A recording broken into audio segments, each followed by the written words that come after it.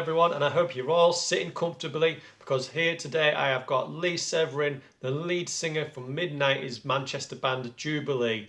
Now, me and him have a great chat about his band, bands beforehand and bands after. So please, I hope you've got a large drink ready and you're sat comfortably. This is a great interview and I know that you're going to really enjoy it.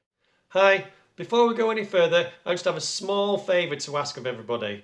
Now, if you look at the graphic on screen, you will see that only 70% of viewers are actually subscribed to the Britpop Buzz YouTube channel. Please, if you are taking the time to sit and watch this video, then please just hit that subscribe button. Here's a thank you from me if you do.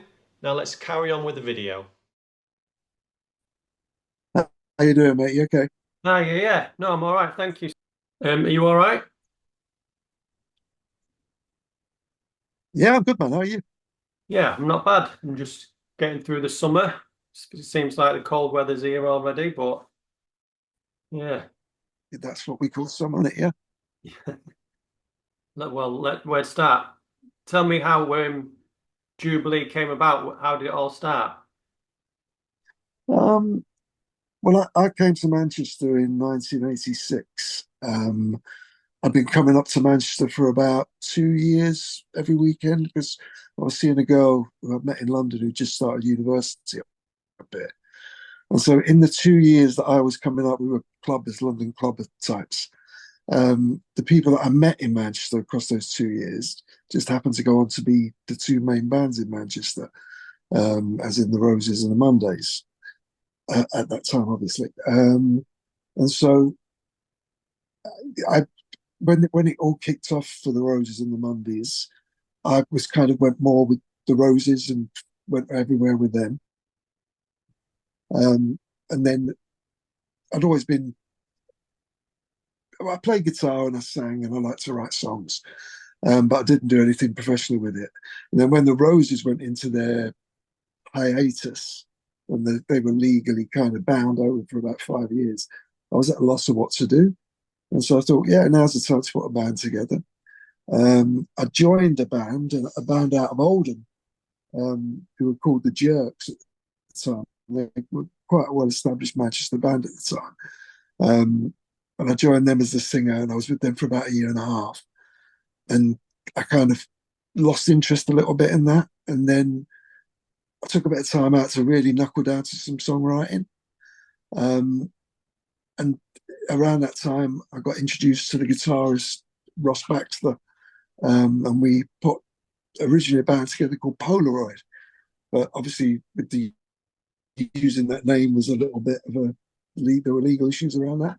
And then we changed it to Jubilee.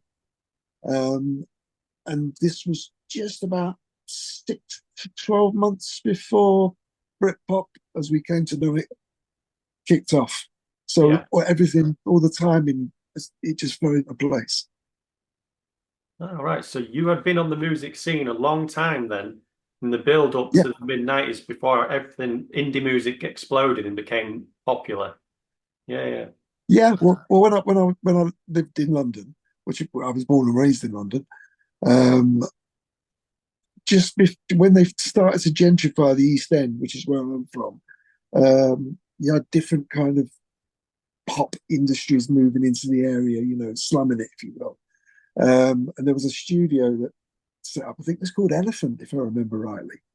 And I'd always been interested in music, but I had a guitar with two bits of fishing line catgut attached to it that I used to know about. But anyway, I introduced myself at this studio, and I was a bit of a T-boy for a while, and so I got to see how recording techniques and stuff like that. And then it was only when I moved to Manchester, and Manchester at that time, post Smiths, pre the Roses and the Mondays, there were lots of indie bands, and there was an indie night that they did at Hacienda every Thursday night, I think it was. Um, so the music was always there, but I only realised that it could be a reality for me when I saw the other guys doing it, living it day in day out. Yeah.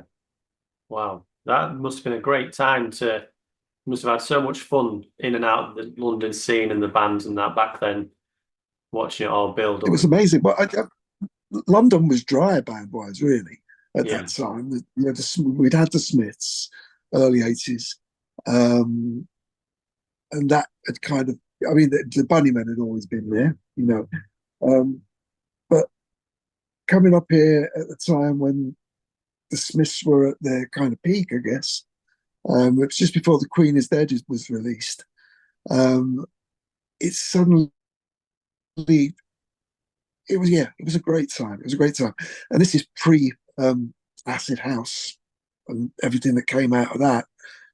Good or bad, whatever your viewpoint is on that. Um, it was very exciting times. Very exciting yeah. times. So you was called Polaroid, and I understand you couldn't keep Polaroid for legal reasons. That, but did you come up with Jubilee, or was it what? Why Yeah, Jubilee? yeah. We were floating names about as you do, and people were putting things forward and that. And I was a much more pushy and kind of conceited guy at that time. I took myself quite seriously and really believed in the art in my soul. Yeah, Um, yeah, I was looking to after the grunge thing. Grunge had come and gone. Oh, well, it's still hanging on, I guess. But pre-Park Life, which I'll claim was the definitive turning point, really. Pre that, I was rooted in. I had a big thing about the Kinks at that time. I'd got really into the Kinks, and so I was exploring this Englishness, yeah, trying to reclaim an Englishness in music. Suede had kind of, I was always a Bowie fan, when I was younger. And when Suede came on, they had they obviously they spoke of Bowie, and there was a Bowie-esque-ness to their music, and I quite liked their Englishness. So I wasn't writing, Suede were the media darlings at the time, but I was looking more for a Ray Daisy sort of thing, and Jubilee for all of us guys in the band. Well, I suppose me more because I was the oldest. That year, 1977, was a massive year for me as a kid. We had the punk was just huge, and yeah, that was one of the biggest in my life. But there was also the Queen's Jubilee, which as a 12-year-old kid, I liked the fact we were getting time off and there were street parties and stuff like that. My politics hadn't solidified in any way, but that tied in with punk. And so to me, Jubilee just seemed like a right name for an Englishness at that time. yeah. No, I'm glad. Well, I'm glad that that's what it was synonymous with to yourself. Because I've wondered, like, oh, did you just pick out thin air, or was it a girl's name you was happened to be seeing at the time, or whatever? But I'm glad you've. That's where it's from. That means that sort of ties in with the whole scene at the time, then of Englishness and Britishness, that whole '90s thing. Then you was tying that in there. Yeah. Yeah, they definitely. Sorry, we've got someone in the team here. What are you doing? Get off me! Sorry, we've got a photo jump here. Get out. Yeah, it was the Englishness. I think it was as a kind of not antidote as such, because there were elements of grunge that I quite liked, but it had become we were kind of saturated with it. The music press seemed obsessed with it. They were obsessed with the American thing, and as much as there were some good tunes that came out of it, like Morrissey said, what was it? Hang the deep. What did he say? The music. What's the lyric? The Morrissey's lyric, where he's from Hang the DJ, where he says something along the lines of, "This music doesn't speak for me," or I can't remember the I'm lyric. not sure. I can't remember either. No. But yeah, it felt like it was time to reclaim something of Yeah. the heritage after being swamped with grunge. Yeah. Okay, that I love that a lot. So you signed to Silvertone. Was anyone else interested apart from Silvertone? Was you? Yeah, we had London Records were um, because by the time we were in the shop window, Britpop was established. Menswear were the again, referring to Preston Islands, they were the kind of band in focus at that time. So that means we're post Blur and Oasis, having got their foot well in the door. We, I had reservations about signing for Silvertone because of what had happened with the Roses.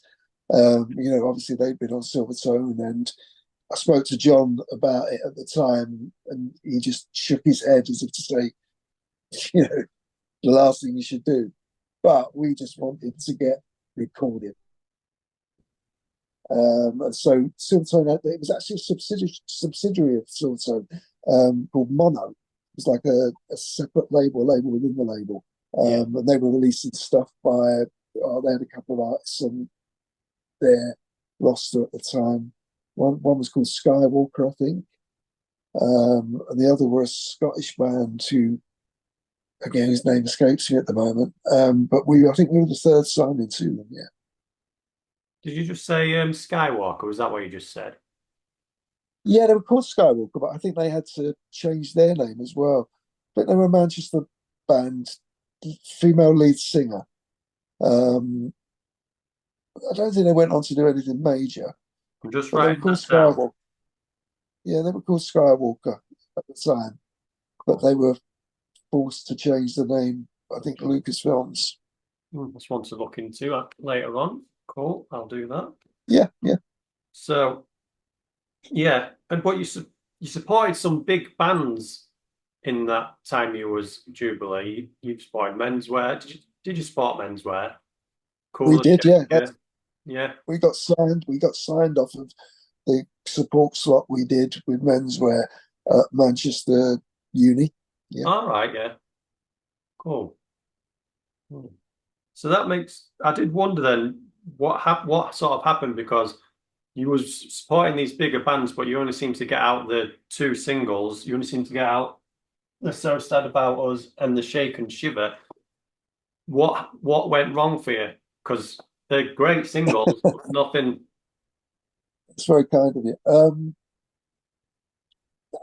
mean, there were at the time, because Britpop was the label that it was applied to everybody.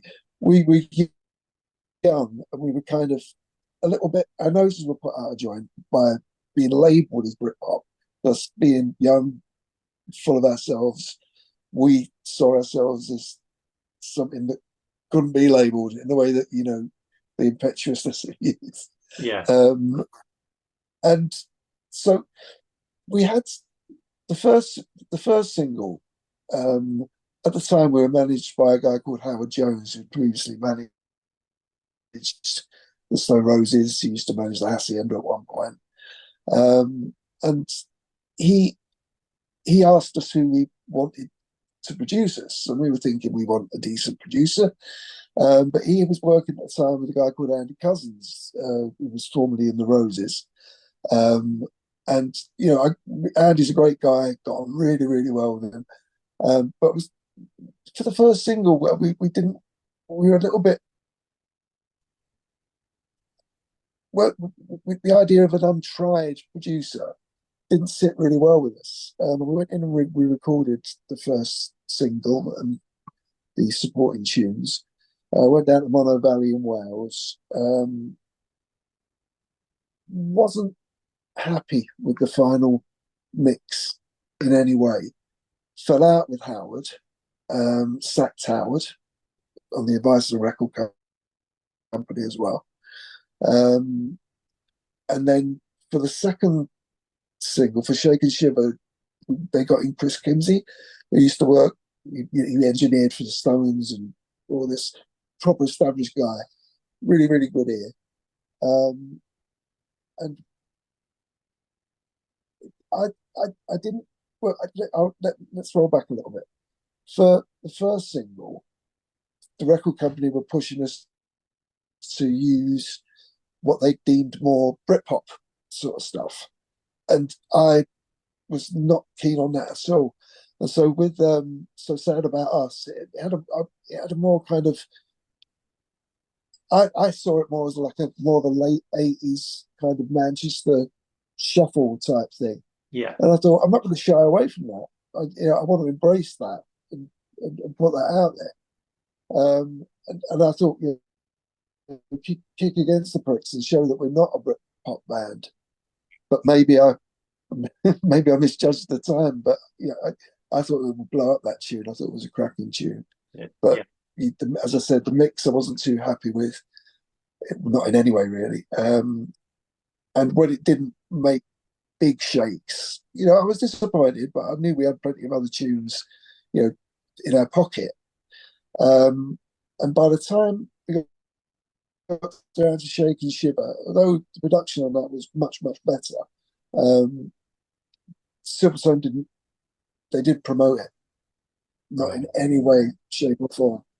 And it felt like at that time there'd been as there always is with record labels, there's pushing and pulling, and I didn't. I guess it was more me. I just started to feel that it wasn't the label for us, and they didn't believe in us. And so we had a really good tune in our back pocket that we knew, if we gave it to them, it would definitely have happened. But I didn't want to give it to them, and so I suppose to some extent shot myself in the foot a little bit, because never ever got around to recording it. So yeah. Oh, that's a shame. And yes, So Sad About Us. I love So Sad About Us. I think it's a cracking song, and I love the B-side, Isle of White Sands. I think that's better than So Sad About Us, to be honest with you. I think Isle of White Sands is amazing. Love it. Thank you. It's a popular song online amongst my friends and that on Twitter as well. They prefer Isle of White Sands to So Sad About Us. So yeah. I didn't even know it was still getting played. It's you still get played on the Britpop Revival show every month or every other month. People request your songs on there. So yeah, Wow, that's really, really interesting. yeah. You have got a lot of fans out there who still listen to your music.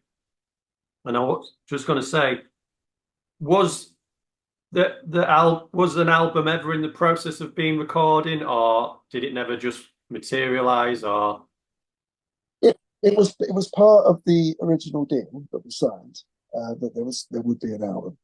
Um, I have to take a lot of blame for a lot of the friction and the problems that we had with the record company, because I was such a pushy. Can we swear? yeah, Do we swear? Yeah, I was a pushy fucker. I was a headstrong, really pushy fucker. Not the gentle, mature person you see before you now. yeah, And I did cause a lot of problems. I bumped heads with a couple of the record with the guy who was managing us.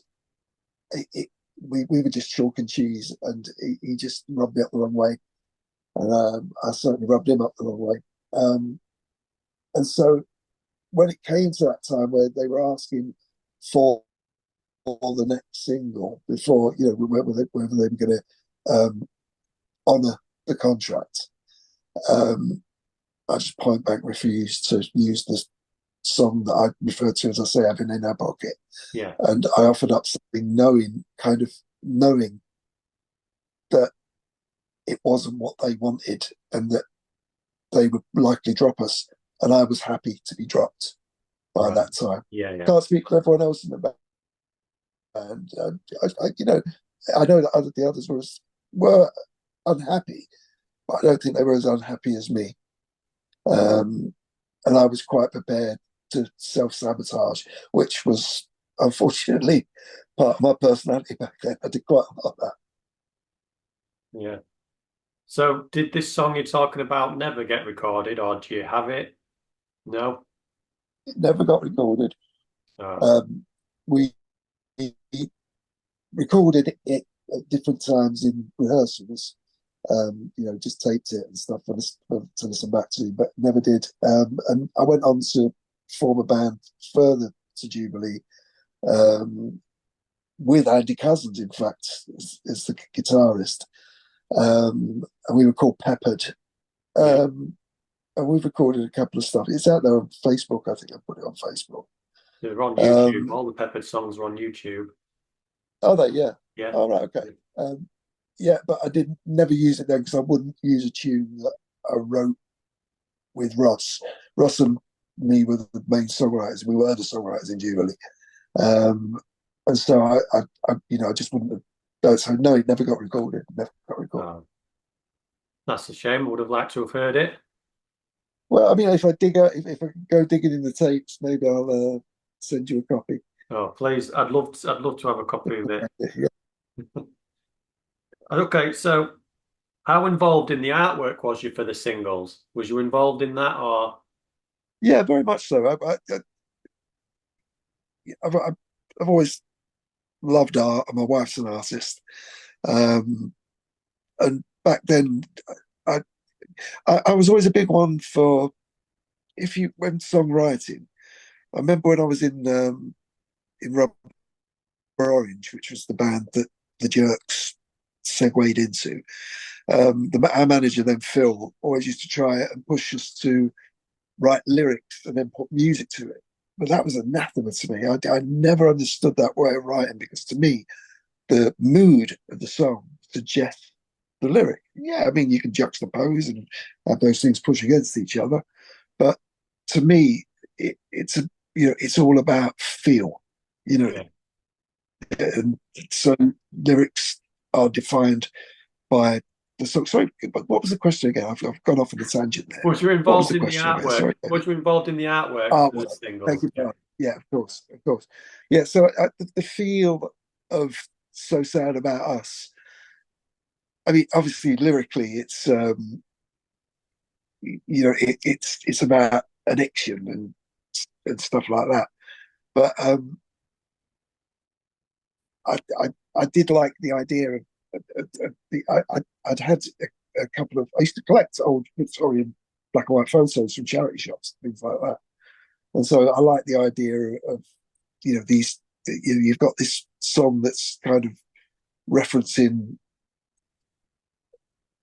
a personal kind of one addiction being something that's singular to the individual, whereas this so sad about us. It, it I wanted it to look like chocolate boxing. That was the idea for the front cover. Um, but I also loved the idea in around London at that time. All of the telephone boxes were just plastered with um, prostitutes. I Right. did get stickers, numbers on, and I mean, honestly, it was like about those telephone boxes became like art forms in themselves. And so the artist that they had, the photographer Pia Constantius, works for Zomba at that time. And so we had a good few meetings and laid out what the idea was, and she captured it perfectly. Yeah. Cool. I like that. Nice. Now, you didn't never made it to go on Top of the Pops, but I have seen that you did you appear on a children's TV show as We've Jubilee? appeared on a couple. Yeah, one was a kids' morning TV thing, and the other one was a one of the new kind of it was a tacky thing. It was like a tabloid afternoon TV show. Oh my goodness, going back now, can you imagine this now?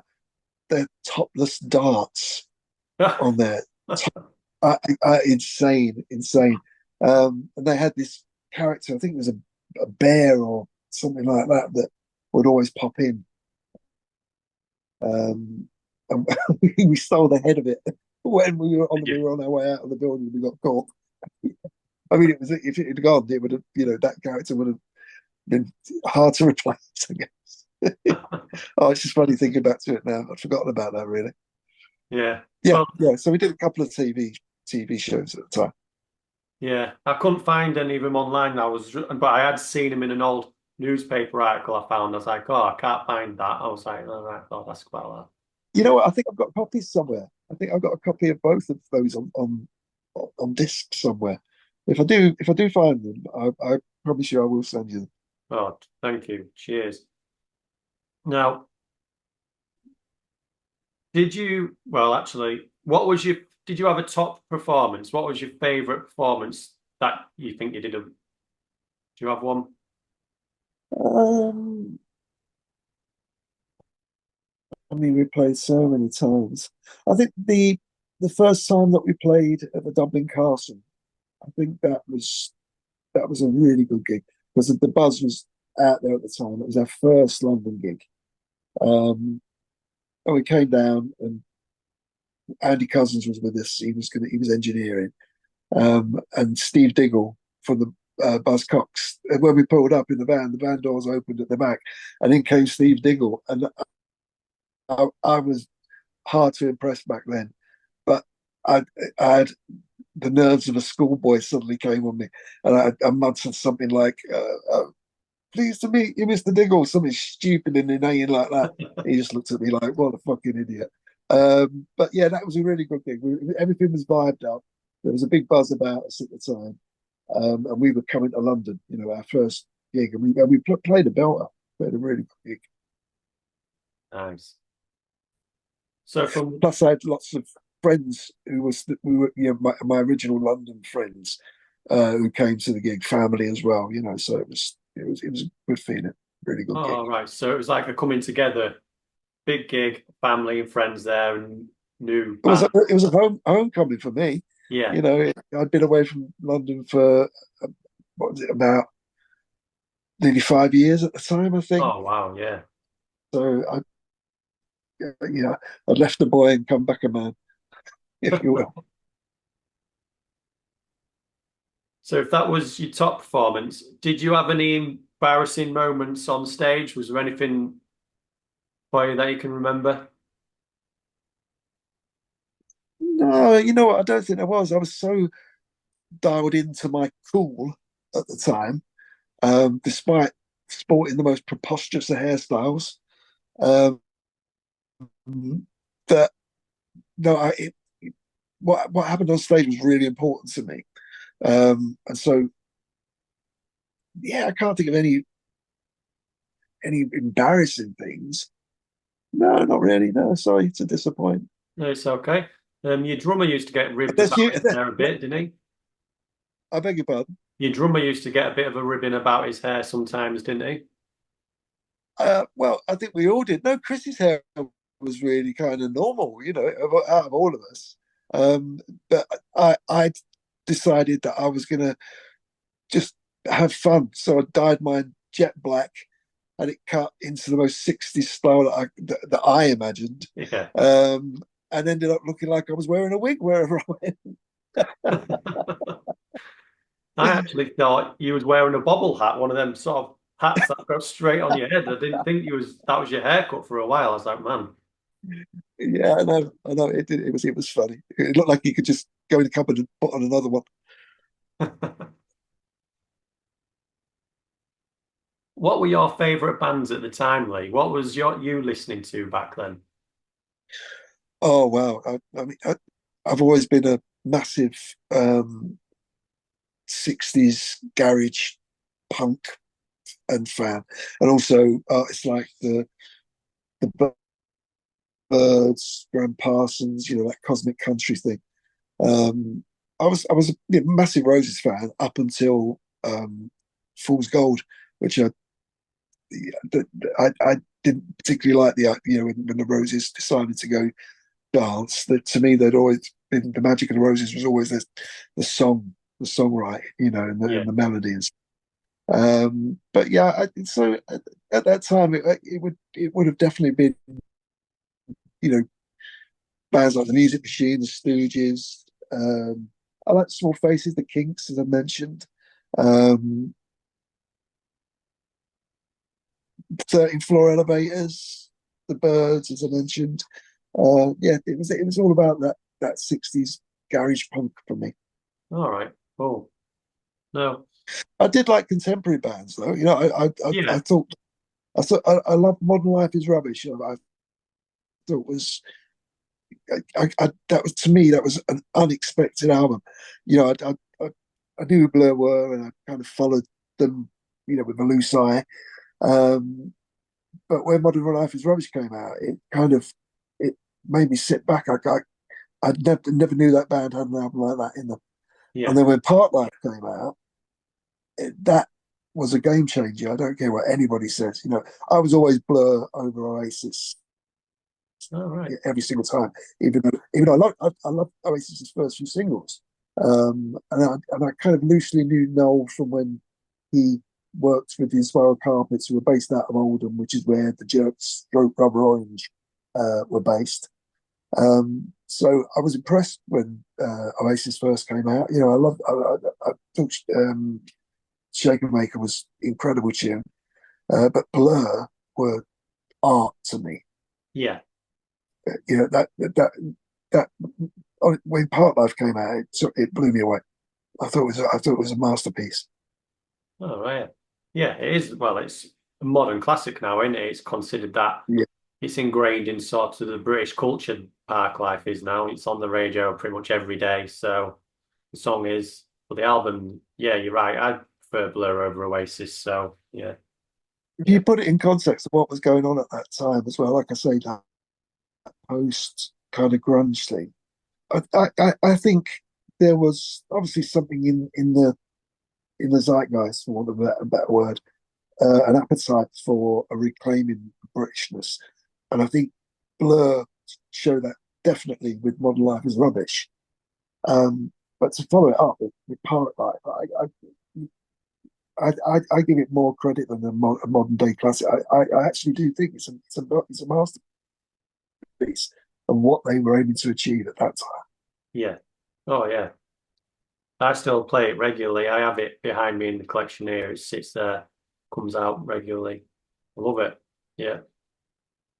Yeah, Okay, Lee. amazing. I just want to finish off with one more question. So I've had a look around on eBay and Discogs. What do you think your records and singles are selling for currently in today's market?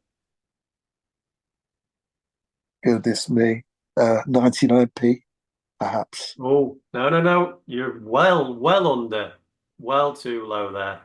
On Oh, really? eBay, Really? so sad about us. Someone's got it up for £20 and you can get it, Wow, lowest is £5. You can get it on eBay on CD. So, that does yeah. surprise me. But on the opposite scale, I do need to drop it down a bit because on Discogs, someone has bought the 7-inch of both singles July this year for £1. So you're right in one sense. Someone has gone and bought them for £1 each this year in July. So yeah, It's all about the vinyl nowadays, so they've got it is. themselves the Yeah, right bar. yeah. I was when I saw it for £20 on eBay, I was like, wow, I don't know if he's going to be able to sell that anytime soon. I got these promo copies for cheaper than that. Yeah, So I was like, yeah, yeah. But yeah, when I saw them 7 inches for £1, I was like, oh, don't tell you how much they paid in postage. That was just the initial buy-in, but yeah, yeah, yeah, yeah, yeah, yeah. but yeah, that was that. Yeah, they haven't been bought again since then. So yeah, Oh, you gave me one hand and you took away with the other. yeah, I did. Yeah, I did that, didn't I? Sorry. Thank you for joining me, Lee, this morning. I appreciate it, and I'm sorry for the troubles for half an hour before. No, no problem. Not a problem at all, mate. It's a pleasure to meet you. Yeah, and a pleasure to meet you too. And I hope I've brought back some memories having this discussion with you. So yeah. You have, and there'll probably be more flooding back later today as I ponder on. But no, yes, really nice speaking to you, mate. Thank you to everyone who sat around to the end. I just want to give a shout out to Lee again for taking the time out in his busy schedule to do that with me. I really enjoyed it, and I'm pretty sure that if you sat and watched all that to the end, that you'll have enjoyed it too. As always, please give the video a thumbs up, give it a like, and subscribe if you haven't already. And please keep an eye out for the future interviews coming up on the Britpop Buzz podcast. Until then, I will say goodbye, and I will see you next time.